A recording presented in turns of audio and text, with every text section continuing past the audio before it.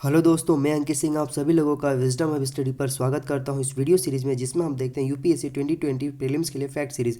दोस्तों, इसी कड़ी में यह आप लोगों के लिए 39th वीडियो है। ये यदि आप लोगों ने इससे पहले के वीडियोस नहीं देखे हैं तो जा करके देख लीजिए। उसमें मैंने बहुत ही विशेष प्रकार से ये कोड डिज़ाइन किया है ताकि आप लोगों को यूपीएससी प्रीलिम्स के फैक्ट सीरीज़ में बहुत ज़्यादा मदद कर सके।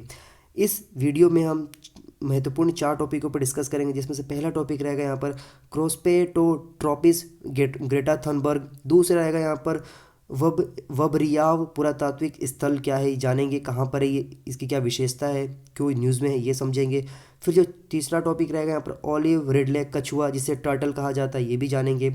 और चौथा टॉपिक रहेगा यहाँ पर विट्ठल मंदिर। तो विट्ठल मंदिर कहाँ पर है ये भी हम समझने की कोशिश करेंगे और इसका क्या महत्व है ये भी जानेंगे।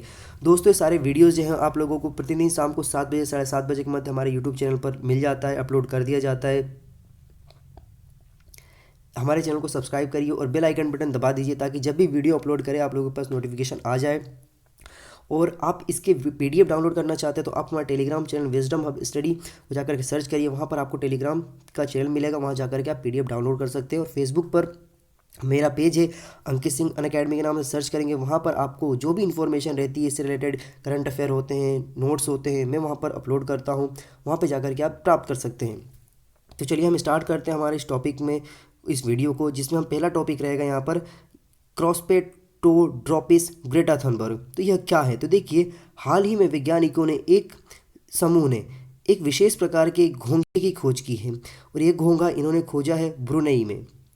ब्रुनई दक्षिणी जो एशिया है, मतलब साउथ एशिया है, वो उसमें एक देश है ब्रुनई, जिसका जो कैपिटल है वो यहाँ पर बंदर सेरी बागवान है। ये आप देख सकते हैं, ये जो क्षेत्र है इस ये ब्रुनई है, ब्रुनई की जो राजधानी है वो है यहाँ पर बंदर सेरी बागवान, ये उसका राजधानी है, जो कि साउथ चाइना सी में स्थित है ये पूरा क्षेत्र।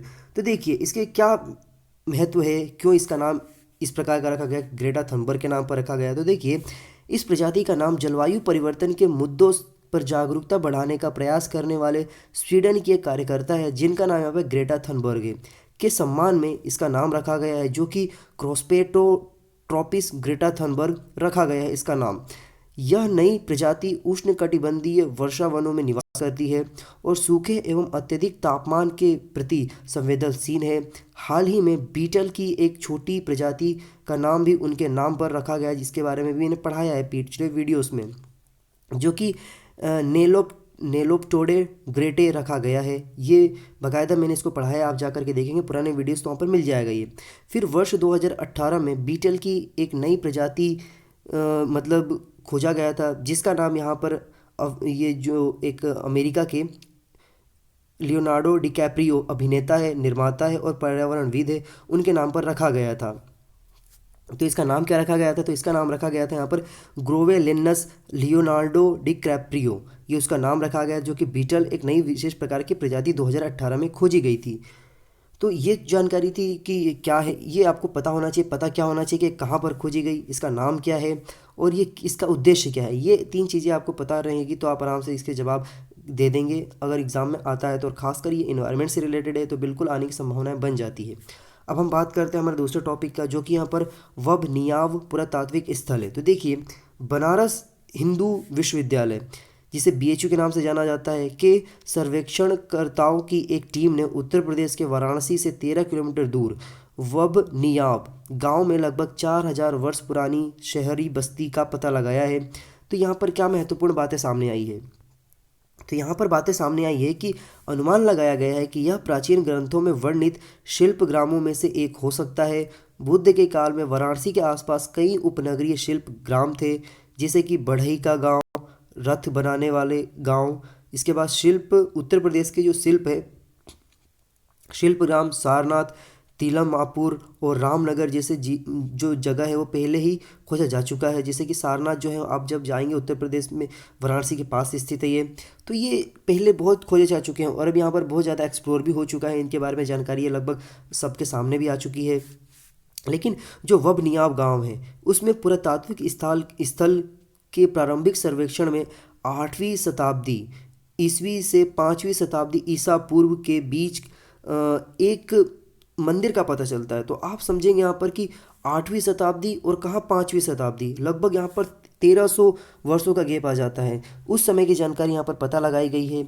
यहाँ से प्राप्त मिट्टी के बर्तन लगभग 4000 वर्ष पुराने हैं, जबकि मंदिर की दीवारें 2000 वर्ष पुरानी हैं। ये सारा पता लगाया गया है, मतलब कार्बन डेटिंग के माध्यम से। सर्वेक्षणकर्ताओं ने एक स्तंभ का पता लगाया है जिसे कुषाण ब्राह्मी लिपि के 2 पंक्तियां लिखी गई है यहाँ पर। कुषाण वंश के पहली शताब्दी से तीसरे शताब्दी के दौरान भारतीय उपमहाद्वीप में, उत्तर में अफगानिस्तान और मध्य एशिया में कुछ हिस्सों का शासन किया था। ये जैसा कि इतिहास में स्पष्ट है ये। फिर कुषाण शासकों द्वारा जारी किए गए शिलालेखों या उनके शासन क्षेत्रों में जो ग्रंथ बैक्ट्रियन भाषा, जिसे ग्रीक लिपि कहा जाता है, में एक प्राकृत भाषा जिसे यहाँ पर ब्राह्मी या खरोष्टी लिपि कहा जाता है, में लिखे गए हैं। फिर इस स्थान की जो वाराणसी से निकटता के कारण इसका महत्व अधिक हो जाता है, जिसे 5000 वर्ष पुराना माना जाता है।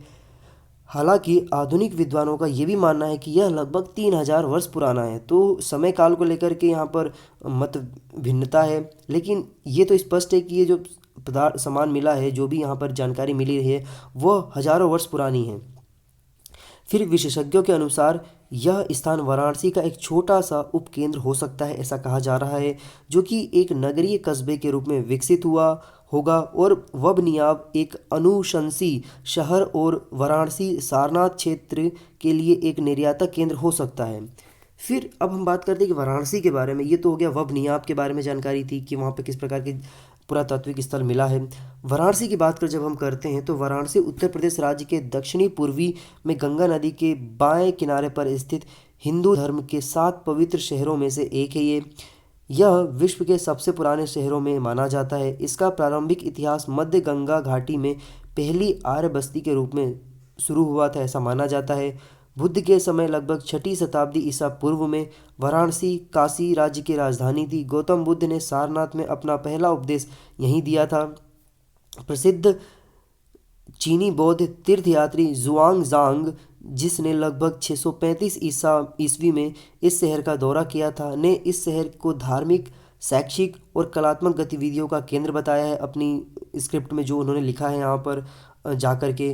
फिर वर्ष 1194 में जब इस उपमहाद्वीप पर मुस्लिम आक्रमण हुआ, तब से वाराणसी के शहरीकरण में गिरावट आनी शुरू हो गई।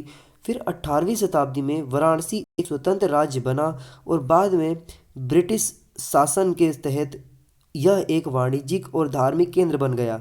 वर्ष 1910 में अंग्रेजों ने वाराणसी को एक नया भारतीय राज्य बनाया, जिसमें रामनगर, जो कि गंगा के विपरीत तट पर स्थित है, को मुख्यालय बनाया गया था। फिर वर्ष 1947 में भारत को स्वतंत्र मिलने के बाद वाराणसी राज्य उत्तर प्रदेश का हिस्सा बन गया। फिर जो यहाँ पर बाबा विश्वनाथ की मंदिर है और वाराणसी वर्तमान में जो हमारे देश के प्रधानमंत्री है, उनका एक ये कंस्टिट्यूएंसी है, मतलब वहीं से ये चुनाव लड़ते हैं। फिर अब हम बात करते हैं दोस्तों हमारा तीसरे टॉपिक में, जो कि है ऑलिव रेडले टर्टल, मतलब ऑलिव रेडले कछुआ। तो देखिए, उड़ीसा के उड़ीसा के समुद्री तट के पास ऋषिकुल्या नदी के मुहाने पर सारी तैयारियां कर ली गई है। क्यों की गई है ये समझना होगा। तो यहाँ विश्व के सबसे छोटे समुद्री कछुए, जिसे ऑलिव रिडले कहा जाता है, प्रत्येक वर्ष अंडा देने के लिए आते हैं। ये बहुत ही एक रोचक बात है दोस्तों कि ये जो कछुए होते हैं, ये बहुत मीलों दूर तय कर करके ये अंडा देने आते हैं। अंडा देने आते हैं कहाँ पर? उड़ीसा के तट पर। अब देखिए, इसके बारे में जब जानेंगे तो आप भी आश्चर्यचकित रह जाएंगे कि ऑलिव रिडले कछुआ जो है को प्रशांत ऑलिव रिडले समुद्र कछुए के नाम से भी जाना जाता है। यह मुख्य रूप से प्रशांत, हिंद और अटलांटिक महासागरों के गर्म जल में पाए जाने वाले समुद्री कछुओं की एक मध्यम आकार की प्रजाति है। ये मांसाहारी होते हैं, मतलब ये जो कछुए होते हैं ये मांस खाते हैं। जो जमीन मतलब पानी में जो भी यहाँ पर कीड़े मकोड़े मछली होती हैं, इनको खाते हैं ये। फिर इनको है ना IUCN की स्थिति में डाला गया है। तो IUCN की जो लिस्ट है उसमें इन्हें कहाँ रखा गया है? तो पर्यावरण संरक्षण की दिशा में काम करने वाली जो विश्व की सबसे पुरानी और सबसे बड़ी संगठन international union for conservation of nature IUCN द्वारा इसे रेड लिस्ट में डाला गया है। रेड लिस्ट मतलब होता है दोस्तों अति संवेदनशील, मतलब वनरेबल, कि इनकी जो स्थिति है बहुत ही ख़राब है, मतलब ये विलुप्त होने के कगार पर आ जाते हैं। ऐसे क्षेत्रों को यहाँ पर वनरेबल की श्रेणी में डाला जाता है। तो ऑलिव रिडले कछुए हजारों किलोमीटर की यात्रा कर उड़ीसा के गंजम तट पर अंडे देने आते हैं। ये आपको याद रखना होगा कि ये उड़ीसा में कहाँ आते हैं, तो उड़ीसा के गंजम तट पर ये अंडे देने आते हैं। फिर इन अंडों से निचले निकले बच्चे समुद्री मार्ग से वापस हजारों किलोमीटर दूर अपने वापस निवास स्थान पर चले जाते हैं। सोचिए कि अंडे देने भारत में आते हैं, फिर ये जब अंडे से निकल जाते हैं कछुए, तो वापस उस जगह पर चले जाते हैं जहाँ इनका निवास स्थान है। फिर यह लगभग 30 वर्ष बाद यही कछुए जब प्रजनन के योग्य होते हैं तो ठीक उसी जगह पर अंडे देने वापस आते हैं जहाँ पे उनका जन्म हुआ था। देखिए कितना रोचक है ये, कि जहाँ पर ये जन्म लेते हैं 30 वर्षों के बाद जब ये प्रजनन की इनकी स्थिति आती है, तो यह उसी स्थिति जगह पर आते हैं जहाँ पर इनका जन्म हुआ था। तो वहीं जगह पर ये फिर से नए पीढ़ी को मतलब जन्म देने के लिए उसी जगह पर आते हैं ये। फिर यह अपनी यात्रा के दौरान भारत में गोवा, तमिलनाडु, केरल, आंध्र प्रदेश के समुद्री तटों से गुजरते हैं, किंतु प्रजनन करने और घर बनाने के लिए यह उड़ीसा के तटों के रेत को ही चुनते हैं।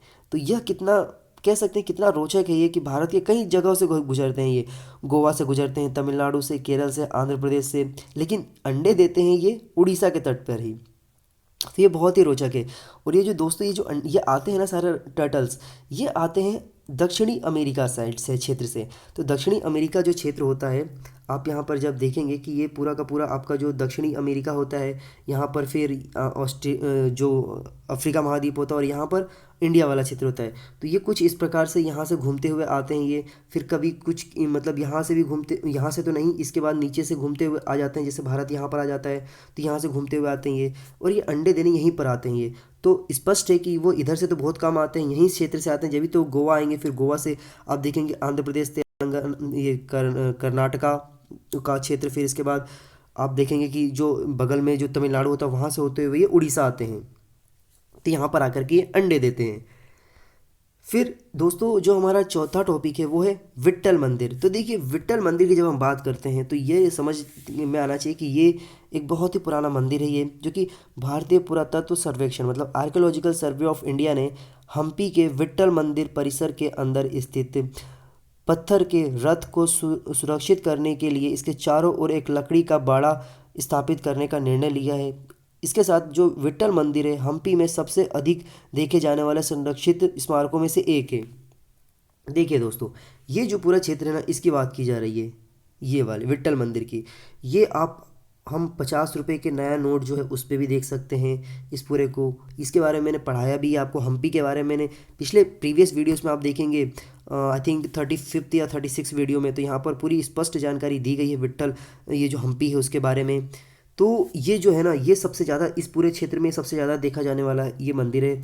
तो इसको संरक्षित करने के लिए आर्कियोलॉजिकल सर्वे ऑफ इंडिया ने इसके आसपास लकड़ी का बाड़ा बनाने का निश्चय डिसीजन लिया है। तो देखिए अब हम बात करते हैं विट्ठल मंदिर के बारे में। तो हम्पी में विट्ठल मंदिर एक प्राचीन स्मारक है जो कि अपनी असाधारण वास्तुकला और बेजोड़ शिल्प कौशल के लिए जाना जाता है। इसे हम्पी में सबसे बड़ी और सबसे प्रसिद्ध संरचनाओं में से एक माना जाता है। इसकी अवस्थिति की बात करें हम, तो विट्ठल मंदिर हम्पी के उत्तर पूर्वी भाग में तुंगभद्रा नदी के तट पर स्थित है। दोस्तों ये वाला लाइन जो है बहुत ही ज़्यादा महत्वपूर्ण है, क्योंकि ये सवाल कई बार पूछा गया है कि यह कहाँ पर अवस्थित है। तो यह तुंगभद्रा नदी के तट पर अवस्थित है, उत्तर पूर्वी भाग में, मतलब हम्पी के उत्तर पूर्वी भाग में यह तुंगभद्रा नदी के तट पर अवस्थित है। मोस्टली लोग कंफ्यूज हो जाते हैं और यहाँ पर कावेरी लगा देते हैं, कृष्णा लगा देते हैं, गोदावरी लगा देते हैं, तो ये बिल्कुल नहीं है। और कावेरी खासकर ज़्यादातर अगर ऑप्शन आता है तो कावेरी क्योंकि बहुत न्यूज़ में रहता है, तो कावेरी बिल्कुल लगा देते हैं। तो आपको स्पष्ट रूप से याद रखना है कि यह तुंगभद्रा नदी के तट पर स्थित है। इसके मुख्य आकर्षक जगहों की बात करें तो इस मंदिर में अद्भुत पत्थर की जो रचनाएं हैं, जैसे पत्थरों में निर्मित रथ का जो संगीतमय स्तंभ है वो बहुत ही फेमस है। जैसे ये देखिए, ये जो जिस प्रकार से डिज़ाइन किया हुआ है ना, एक ही मतलब कई पत्थरों के शिलालेख से मिला करके एक ही पत्थरों को यहाँ पर काट के और ये जो रथ आकार बनाया गया है, ये बहुत ही ज़्यादा इसका फेमस है ये, और ये बहुत ही ज़्यादा कह सकते हैं लोगों को आकर्षित करता है ये। फिर इसके निर्माण कार्य की अगर हम बात करें तो विट्ठल मंदिर का जो निर्माण है 15वीं शताब्दी में कराया गया था। यह विजयनगर साम्राज्य के शासकों में से एक प्रमुख थे जिनका नाम था यहाँ पर राजा देवराय द्वितीय, मतलब राजा देवराय सेकेंड जो थे 1422 से लेकर के 1446 ईस्वी के शासनकाल के दौरान इन्होंने इसका निर्माण करवाया था। विजयनगर साम्राज्य के सबसे प्रसिद्ध शासक जो थे वो थे कृष्णदेव राय, जो कि 1509 से लेकर के 1529 तक इन्होंने शासन किया। के शासनकाल के दौरान इस मंदिर के का हिस्सों का विस्तार किया गया। उन्होंने स्मारक को उसका जो वर्तमान रूप है उसे देने में महत्वपूर्ण भूमिका निभाई थी। जो विट्ठल मंदिर है वो किसे समर्पित है, तो देखिए विट्ठल मंदिर को श्री विजया विट्ठला मंदिर के नाम से भी जाना जाता है। यह भगवान विष्णु के एक अवतार हैं जिन्हें यह समर्पित है। इसी मंदिर में विट्ठल विष्णु की एक मूर्ति विराजमान है। इसकी अगर वास्तुकला की बात करें कि विट्ठल मंदिर की वास्तुकला किस प्रकार की है, तो देखिए विट्ठल मंदिर की जो वास्तुकला है वो भारतीय मंदिर वास्तुकला की द्रविड़ शैली में निर्मित है। ये दोस्तों ये आपको विशेष रूप से समझना होगा कि द्रविड़ शैली में ये स्थित है। फिर जो पत्थर का प्रकार है, पत्थर का प्रकार किस प्रकार का है, तो देखिए पत्थर के अगर प्रकार की बात करें हम तो विट्ठल मंदिर परिसर में स्थित पत्थर के रथ को विजयनगर साम्राज्य का सबसे आश्चर्यजनक वास्तुकला माना जाता है। यह भारत के 3 प्रसिद्ध पत्थर के रथों में से एक है। अन्य 2 पत्थर रथ जो है एक कोणार्क है जो कि उड़ीसा में है और महाबलीपुरम है जो कि तमिलनाडु में है। इनके बारे में भी मैं पढ़ा चुका हूँ पिछले वीडियोस में, आप देखेंगे तो। फिर विट्ठल मंदिर में स्थित पत्थर का रथ वास्तव में एक मंदिर है जिसे एक सजावटी रथ के आकार में डिज़ाइन किया गया है। यह मंदिर गरुड़ पक्षी को समर्पित है और गरुड़ की एक आकृति इस मंदिर के गर्भगृह में भी स्थित है। हिंदू पौराणिक कथाओं के अनुसार गरुड़ भगवान विष्णु का वाहन है। फिर यहाँ पर आप देखेंगे कि रंगा मंडप के संगीतमय स्तंभ, मतलब म्यूजिकल पिलर्स की भी बात की जाती है यहाँ पर कि यहाँ पर म्यूज़िक का भी बहुत बड़ा संबंध है इस पूरे परिसर के साथ। तो देखिए रंगा मंडप विट्ठल मंदिर के मुख्य आकर्षकों में से एक है। यहाँ विशेष मंडप वाले अपने 56 संगीतमय स्तंभों में से एक प्रसिद्ध है। यहाँ पर इन संगीतमय स्तंभों में सारे गामा जो होता है, सारे गामा म्यूज़िक का जो कह सकते हैं कि प्रारंभ होता है, लिरिक्स होते हैं, ये स्तंभों के रूप में जाना जाता है, सारे गामा के रूप में जाना जाता है, जिनके संगीत सुरों की ध्वनि प्रवाहित होती है। मंडप के अंदर मुख्य स्तंभों और छोटे स्तंभों के कई सेट मौजूद है। प्रत्येक मुख्य स्तंभ रंगा मंडप की जो छत को यहाँ पर सहारा देते हैं। फिर मुख्य स्तंभों को संगीत वाद्य यंत्र के रूप में डिज़ाइन किया गया है। प्रत्येक मुख्य स्तंभ 7 छोटे स्तंभों से घिरा हुआ है। ये 7 स्तंभ प्रतिनिधि संगीत वाद्य यंत्रों से 7 अलग अलग संगीतों की ध्वनि निकलता है। मतलब जो ये 7 खंभे आप देखते हैं इधर, जो 7 खंभे हैं उन 7 खंभों में से अलग अलग विशेष प्रकार के जो म्यूज़िक है यहाँ पर म्यूज़िक निकलते हैं। जैसे कि 7 खंभों को इस प्रकार से डिज़ाइन किया हुआ है कि जब आप इनको सीक्वेंस वाइज बजाते हैं तो एक में से सा, दूसरे में से रा, सा, रे, गा, मा, पा, दा, नी, सा, इस प्रकार के 7 स्वर निकलते हैं इसमें से। तो कहा जा सकता है कि कितनी एक गूढ़ मतलब यहाँ पर प्रदर्शनी की गई है, यहाँ पर डिज़ाइन किया गया है, प्रस्तुति दी गई है, जिसके माध्यम से अपने म्यूज़िक की भी अच्छी समझ बताई गई है कि किस प्रकार से निर्माण में भी म्यूज़िक को ढूंढा जा सकता है। ये एक अद्वितीय कला का प्रदर्शन किया गया है इस पूरे निर्माण में। दोस्तों इस वीडियो के माध्यम से मैंने आप लोगों के सामने 4 जो टॉपिक है डिस्कस किया है। पहला था, इसमें आप देखेंगे तो यहाँ पर क्रॉसपेट्रोडियम ग्रेटा थनबर्ग, दूसरा यहाँ पर वब नियाब पुरातात्विक स्थल, ओलिव रिडले टर्टल और विट्ठल मंदिर। अब इनसे संबंधित मैं 4 प्रश्न पूछूंगा आपसे। 4 प्रश्नों के जवाब आप लोगों को कमेंट सेक्शन में देना है।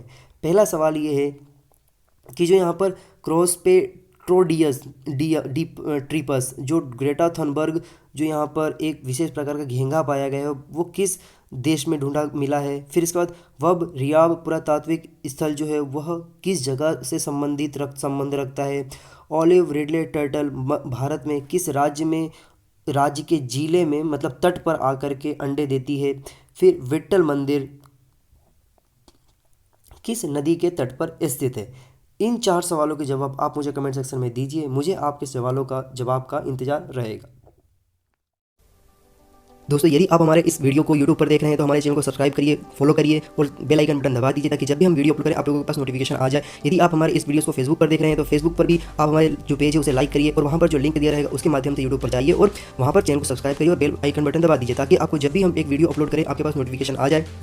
यदि आप इस पूरे वीडियोस के पीडीएफ प्राप्त करना चाहते हैं तो आप हमारे जब हम स्टडी चैनल को टेलीग्राम पर जाकर के ज्वाइन करिए, वहाँ पे आपको सारे के सारे वीडियोस की जो पीडीएफ है वो मिल जाया करेगी और दिन भर के जो न्यूज़पेपर्स होते हैं वो भी आपको मिलता है और जो अच्छे कंटेंट होते हैं उनको मैं वहाँ पर डालता हूँ, तो आप यहाँ से जाकर पीडीएफ डाउनलोड कर सकते हैं। इसके अतिरिक्त और भी ज़्यादा आप जानकारी प्राप्त करना चाहते हैं वीडियो के माध्यम से तो आप मुझे अनअकैडमी पर फॉलो कर सकते हैं, जहाँ पर मेरे द्वारा डिज़ाइन किए 29 कोर्सेस है और वहाँ पर 300 से ज़्यादा वीडियोस है, तो वह भी आपको बहुत ज़्यादा महत्वपूर्ण साबित होगी आपके प्रिपरेशन में। ये जो लिंक दी है फेसबुक के अंकित सिंह अनअकैडमी के नाम से आप सर्च करेंगे तो आपको वहाँ पर सारे पीडीएफ के लिए जो कह सकते हैं कि लिंक रहेंगी वो मिल जाया करेंगी। आपको दिन भर में जो भी करंट अफेयर अच्छे होते हैं, इन्फॉर्मेशन होती है वो आपको अच्छे नोट्स के फॉर्म में मिल जाया करेगा। तो हमारे पेज को लाइक करिए अंकित सिंह अनअकैडमी के नाम से। और दोस्तों ये जो यूपीएससी 2020 प्रीलिम्स की जो फैक्ट सीरीज है ये प्रतिदिन शाम को 7 से 7:30 बजे के बीच में आपको हमारे विजडम हब यूट्यूब चैनल पर मिल जाया करेगा, तो आप यहाँ पर फॉलो करिए और दोस्तों के साथ शेयर करिए। यदि आपको किसी प्रकार कोई डाउट होता है तो आप हमें कमेंट सेक्शन में पूछिए, हम कोशिश करेंगे 24 घंटे के अंतर्गत आपको रिप्लाई देने की कोशिश करें। तो मिलेंगे फिर से एक नई जानकारी के साथ, एक नई ऊर्जा के साथ। Have a good day. जय हिंद, जय भारत।